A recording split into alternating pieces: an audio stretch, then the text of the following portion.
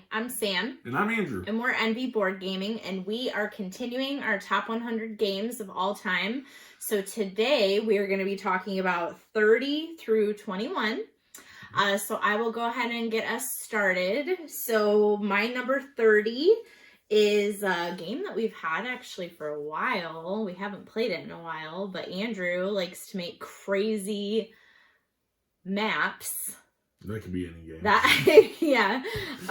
The Quest for El Dorado. Oh, okay. Yeah, and you're going for your gold, trying to get the gold, trying to get the treasure. You're trying to Gold. go, or not, there is gold. Well, you're trying to get to the Golden City, yeah. The gold in the city, yes. El Dorado. Yes. Yes. The city of gold, yeah. Yes. Okay. Anyway, yeah, so you're racing to try to get to that, and you can build up your map like however you want.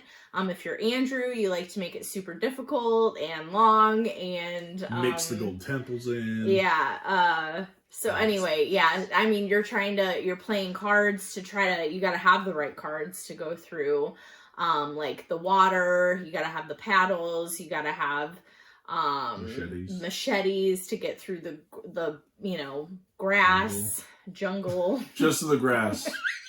You could bring a lawnmower, but we found that a machete works better. Oh, be quiet. All right. Yeah. So anyway, Do you want me to start over for you for this? No. Number 30, The Quest for El Dorado. Just kidding. All right, my number 30, down 10 spots from last time we did the list. One that I absolutely know will end up higher on two other people's lists. I would be very surprised if it isn't higher than mine. I don't know. It might have already been on your list. I can't remember. But this will definitely be higher on our counterparts, I believe. And that is Viticulture Essential Edition. All right, so you got to have that Tuscany stuff in there.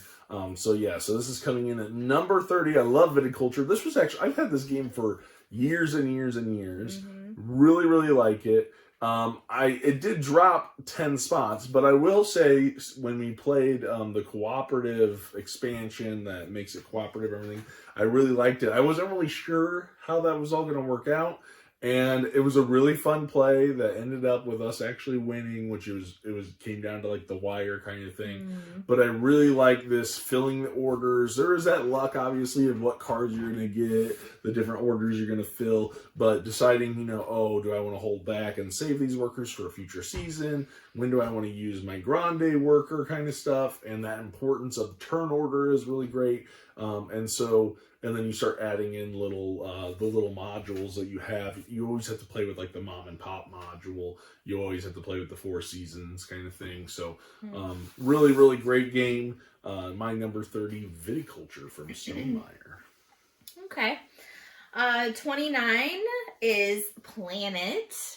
This is such a cool game. It's like you have the planet, this globe, and you have magnets that you're putting on it for different terrain. And so you're trying to match what type of terrain that the animals want. It is a very unique, fun game. Yeah, it has that nice little gimmick of that you're building up your planet. Yeah, literally. I mean, you're just like holding it and you're putting like tiles on it, and then you get to score at the end. Which is the most difficult part, is trying to be like, okay, which spot do they count already? Yeah, exactly. When you're trying to at the evaluate the animals too. Because you're like, who's got the largest desert? I have this many. That's kind of the difficult part. But so Planet is number 29. All right, number 29 for me is up 9 spots. So originally number 38. Yeah, I don't know why I couldn't do math there for a second. So 29, this is one, I think it was on Nick's list, and I agree with him about the victory points being called happiness, and that is Santa Maria. This one I absolutely love. I love playing it solo. I love playing it at multiple player counts. But I really enjoy the dice placement and building up the different rows and triggering off all of those things, and also the Commodore track. I know there's an expansion that completely changes the game. I have no interest in that because I love the game as it is. The components are just a little weird. I think Nick even mentioned like the ugly box cover. It is not a beautiful looking game, but the mechanics and the actual functionality of the game is really, really chunky. Really great decision making, and when you want to be able to trigger off those different rows. So I really enjoy that. Even going for the harbor tiles, that's a big thing. I really enjoy going for those. So yeah, so my number 29 is Santa Maria. Okay. 28 was actually on the last video that we did before this. Of mine? Yes, it's actually Downforce. Ooh, okay. Yeah, good choice. So Downforce, literally another racing game. Personally, obviously it's higher on my list. I like it more than Heat. Just a little bit more though. Heat has its own like unique stuff that it does differently than Downforce, but yeah. So I don't know why you're looking at me. I'm having a conversation. Oh. You know. All right. So that is 28? Yep, 28. All right. Number 28 for me, it is down 11 spots, and that's because it doesn't get played very much. And that's because, but I think I would love to try this again. Because I think when you played this before, it was early on in your gaming days. This was a game that when I really started getting the hobby, right, there was a summer, I can't remember what summer it was, but I first discovered the Dice Tower and the hobby side of board games, like really discovered it and went all in. This was the game that I started with. It's a Bruno Cathala game, and it's 5 tribes.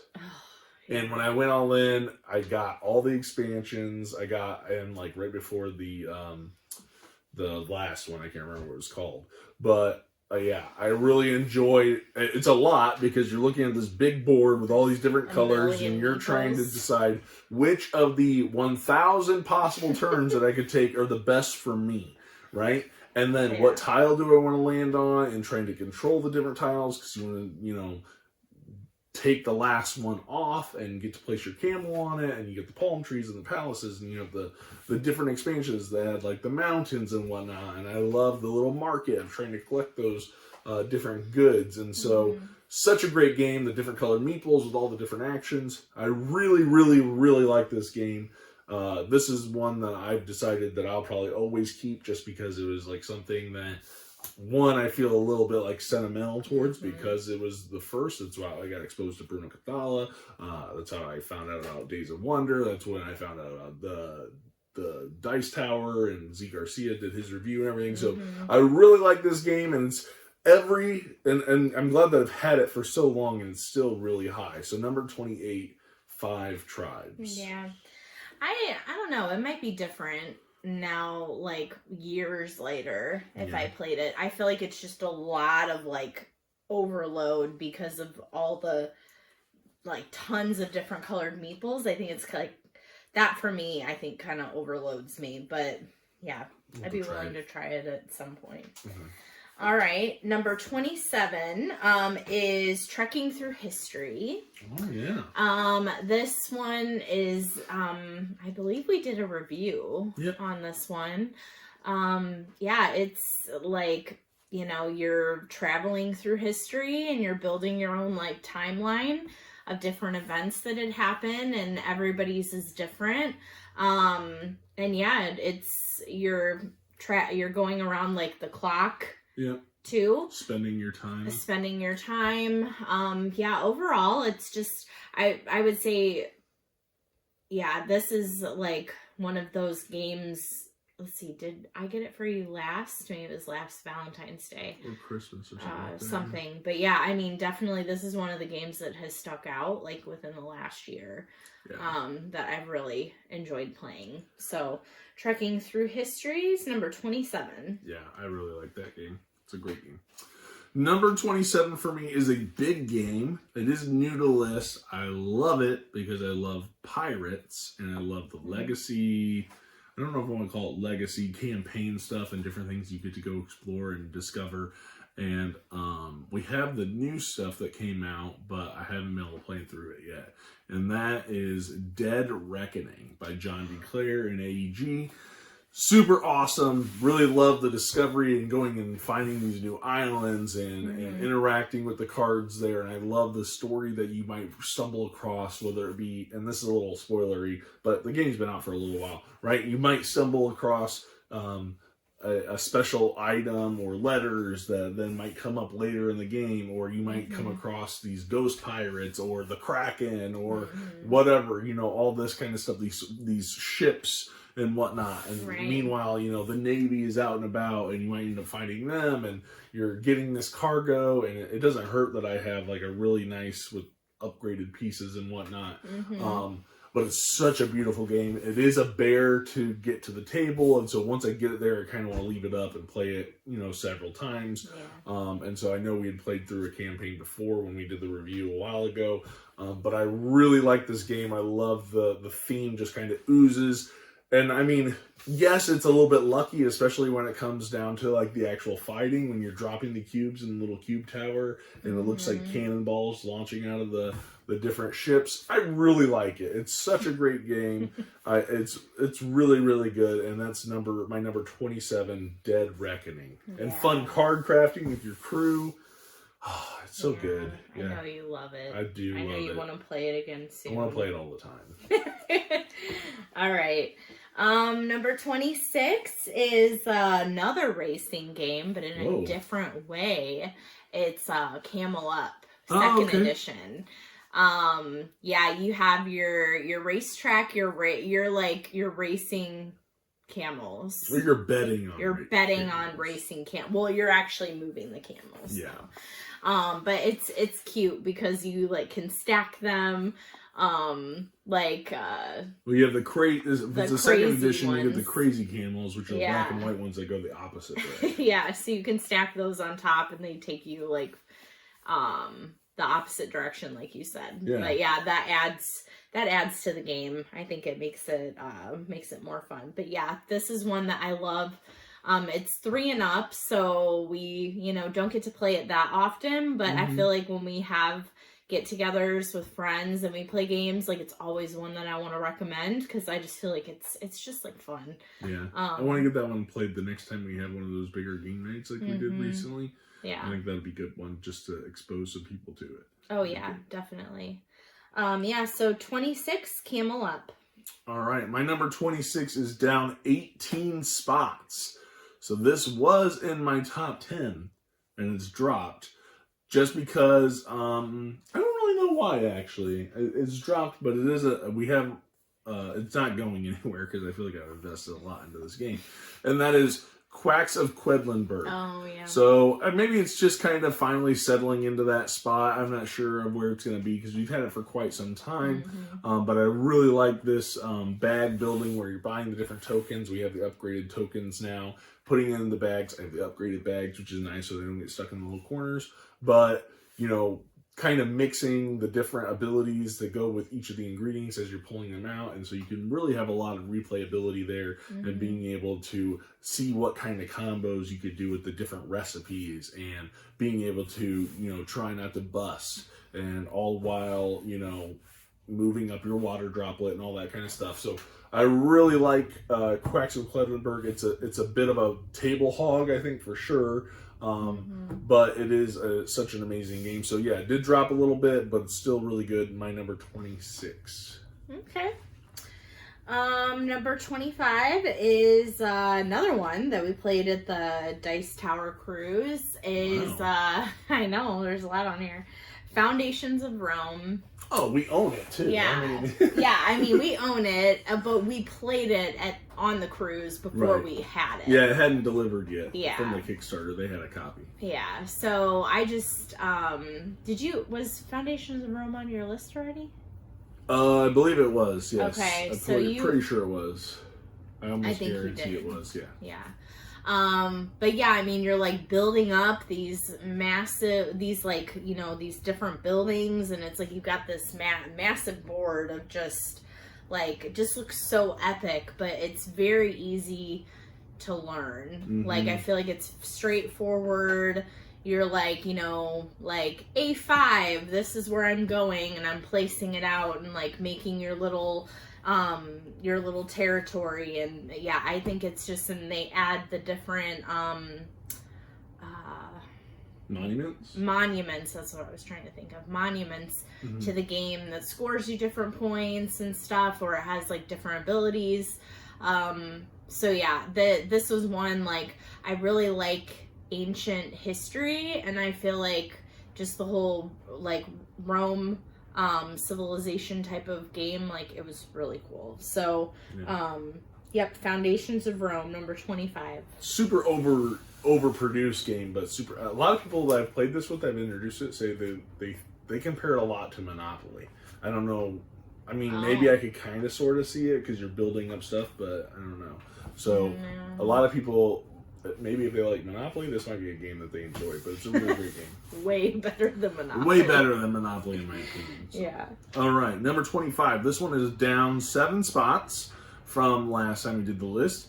And I think it's because they came out with a second edition. It does look more beautiful, but I always hate when I have a game and then it's really, I don't know, maybe it wasn't that old that I had it, and they come out with another edition. I'm like, gosh dang it.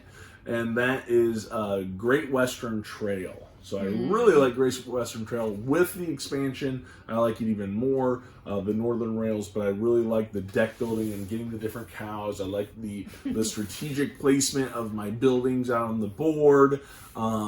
It's really, really good. I never really thought herding cattle and taking them to slaughter was going to be so much fun, but I just love it. Just love the... I am in the mindset of when I play that game that I'm not taking them to slaughter, that I'm taking them to like on like a vacation to like a, you know, on vacation to Burger King to heaven. No, we're gonna think that. No. So yeah, number 25, great deck building game. I love the little rondel part of it, as well as you're traveling through and taking different actions. So, Great Western Trail, number 25. Okay. The newer version is more beautiful, but maybe I'm just a little... I think I worked hard to get that copy. That was like years ago. And they have different editions of it. There's one that's like, I think, sheep or whatever, but I haven't even... I think they're pretty much the same kind of game. It's just a reiteration of it. So maybe I'm wrong. Tell me if I'm wrong, and if the other ones really are better. I'd be curious to maybe try those. All right, 24 is Dog Park. Yeah, this one I was like very excited to play.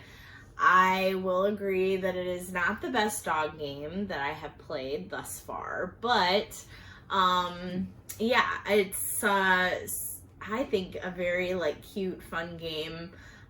Literally taking your dogs for walks, and you're trying to give them the different like the different resources that they want. Like, do they want the squeaky toy? Do they want a bone?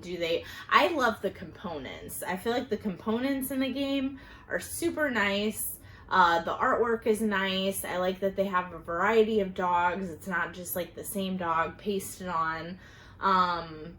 And yeah, I mean, I think it's a nice game. No. Dog. Now, you made this list before we played Bark Avenue, right? I did. Just out of curiosity, would Bark Avenue be higher than this? Yes. Oh, interesting. Yeah, Bark Avenue would. And I was just thinking about that. I was like, we didn't get a chance to play it. We Next made this time, list maybe first. in a couple years we'll make it, and then we'll... Yeah, but Bark Avenue would definitely be higher. But I still like Dog Park, so... Okay. And that was number 24, right? Yep. My number 24 is down 15 spots, so another one that was in my top 10, so it was originally 9, and now it is down. And this is probably going to be an evergreen game, one that I think Stonemaier is known for maybe the most now, and that is Wingspan. Which is a really good game. I think it's finally kind of settling into its spot, but I really enjoy it. Asia...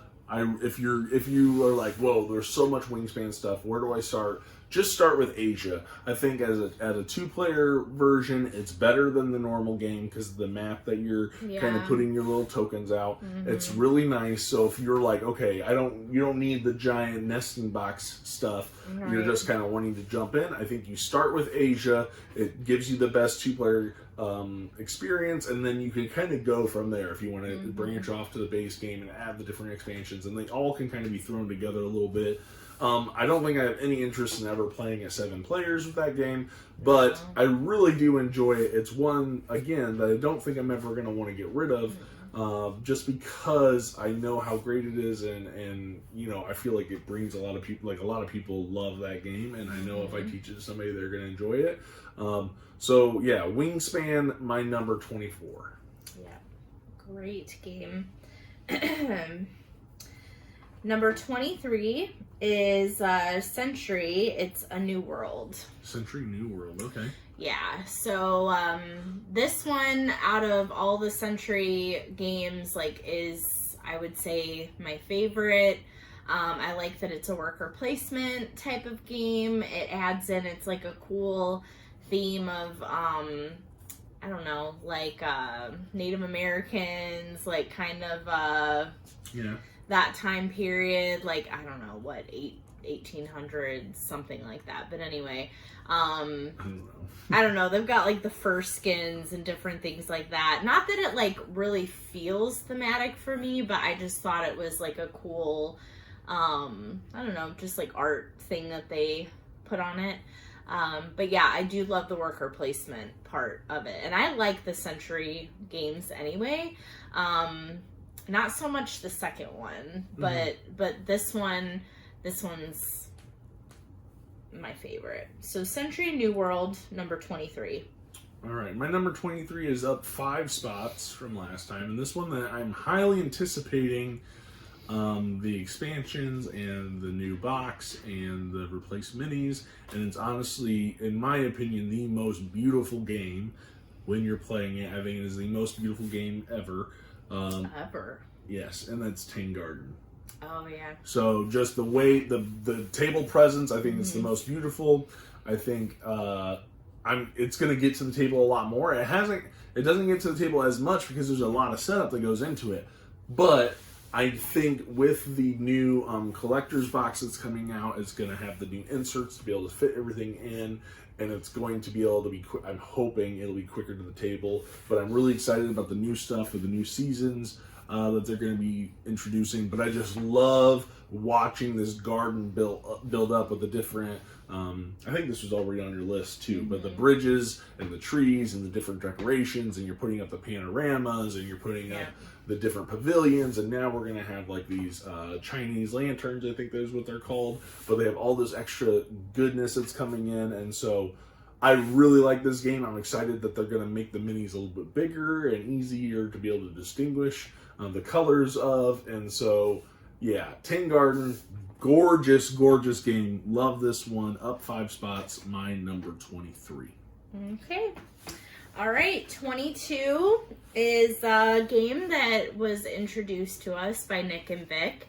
And it wasn't one that I was like, oh, I'm really gonna like enjoy playing this, but I do, I mean, like want to play it frequently.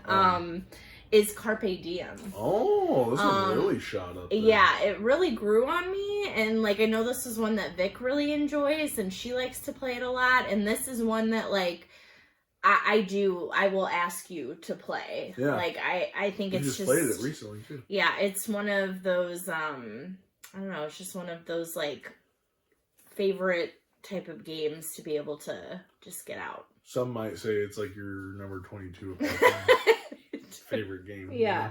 But I mean, it's like one that I know how to play. I don't really have to refresh my memory too much. Like, I like being able to play those games because I know that if we get the baby to bed, Eli's in bed, we can play a game. We could just like get it out and we're like, boom, we already know how to play it. And it goes pretty fast too. It's not like a long game. Pretty quick game. But yeah, Carpe Diem, not a very pretty game, but it is a nice game. Yeah. The box isn't very pretty, but the game, I like the tiles and stuff. So yeah. All right. So 22 is Carpe Diem. All right, my number 22 is up 20 spots from last time we did this list. This is a dice placement game. In my opinion, this is I would call it maybe an evergreen game. I don't know. And it's an older game, and that's Kingsburg. I love Kingsburg. I love the building up my little fortress and upgrades there, and then also placing out my dice and trying to get the different actions that I want. And then you're going to be kind of fighting off those. You're building up your army and fighting off the creatures that might come and fight you, or that will come and fight you, kind of thing. So I really like that whole aspect. I love the chucking of the dice and trying to get the best combination or to get as high as I can on that little pyramid thing. So yeah, I really like Kingsburg. Such a great game that I always feel like I want to play. So my number 2, Kingsburg. And that brings us to the last one for this list. All right. 21 is Space Base. This is like an oldie but goodie one that we have. Yeah, I mean, just being able to go up like the different tracks and you're like buying cards and moving. I like that it's too like you benefit from what other people roll. Yeah. So that's a cool part of the game, and like you're literally just trying to race to like get to the end, to be able to score the highest. So yeah. Space. It's a fun one. 21. My number 21 is new to the list, and this is a game I think I got last year. I believe it's older than that. And it's another one versus all hidden movement game. Do you know what it is? I've been like super high on this game. And that is Mind Management. Oh, yeah. Super great game. We played this one with Nick and Vic. And I think Nick's just really good at deduction or something because he found me relatively quickly. And I was like, dang it. But I really like moving around. I like at the end of the game, and they have an app too. So I love playing this solo. And like depending on... It's great because when you win or lose, depending on what side you are, there are these different little packs that you unlock that then, like, if I win, I might get something that makes things harder or easier or whatever the other group. It depends on who wins. It affects people, the agents or the corporation, I think is what they're called. I can't remember. Differently. And then there's going to be like new tokens and things that come out. But then if you have the app and you play it solo, it also unlocks things that are a little bit different and different ones from the packs that are in the box. And so I really, really enjoy this game, trying to figure out, being able to stop the recruits and find out where they're at. It's so much fun. I really enjoy it. It can be a little bit much, I think, that first play. But once you get in it and you figure it out, it's so, so good. And so I don't even know if it's out yet. They came out with a sequel of it, and it's called Harrow County. But I haven't heard or seen anything about it. It wasn't at Gen Con. I'm really pumped to hear about that one. But Mind Management, such a good game. And so it makes its debut on my list at number 21 because it's that good. And I love I just love, like, I'm not really a big comic person, but I love the story behind it. It's so good. Yeah. All right. Well, that wraps up our 30 through 21. Yep. So yeah, we've only got a couple more to go. So thanks for sticking with us this long. If you are just now hopping in, make sure to go back and check our other lists, as well as go check out Nick and Vic's list, and let us know what do you like, what don't you like, what is something you're like, oh wow, I've thought about that game, and now that I've heard about it, maybe it's one that you're more interested in, and let us know where these might fall, if at all, on your list. And also, please like, comment, and subscribe, and we will see you guys on the next one. Thanks for watching. See ya.